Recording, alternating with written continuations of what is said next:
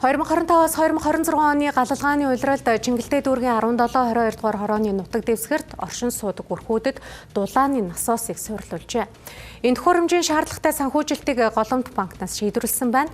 Дулааны насос нь гэр хорооллын айл өрхүүдийн дулааны 5 дуух дотор орчны агаарын чанар, өдөр тутмын ажил болон өрхийн зардалд эерэг нөлөө үзүүлсэн иргэд хэлж байна. Чингэлтэй дүүргийн 300 өрхөд эрчим хүчний хэмнэлттэй дулааны насос төхөөрөмж суйрлуулжээ. Эдгээр өрхийн нэг нь шүрхүүгийнх юм. Тэднийх өмнө нь нүүрс түлш болон цахилгааны зардалд сард дунджаар 231 мянган төгрөг зарцуулдаг байжээ. Тэгвэл дулааны насос ашигласны дараах сарын цахилгааны дундаж төлбөр 176 мянган төгрөг гарсан байна. Ингэснээр шүрхүүгийнх сард дунджаар 56 мянган төгрөг хэмнэх болжээ. Нүүрс төлөөтэй ноцол үнсэхгүй цэвэрхэн амар юм байна оо. Эднөө чи өглөө ажилд гараад ороо 10-11 хүргэж ирдэ.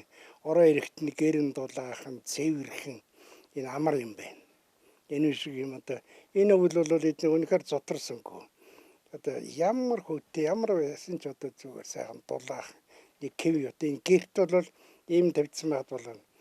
Тэгээд энэ нэг цахилгаан хамаагүй идэггүй шиг гайгүй шиг байна.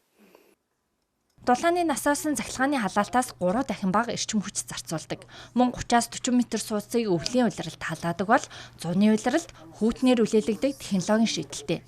Ингэснээр сайжруулсан түлш, нүүрс, мод гэх мэт түлшний зардлыг халж байгаамаа. Улмаар жилд 840 тонн нүүрсний хэрэглээг бууруулна гэдгийг алтныхан онцллоо.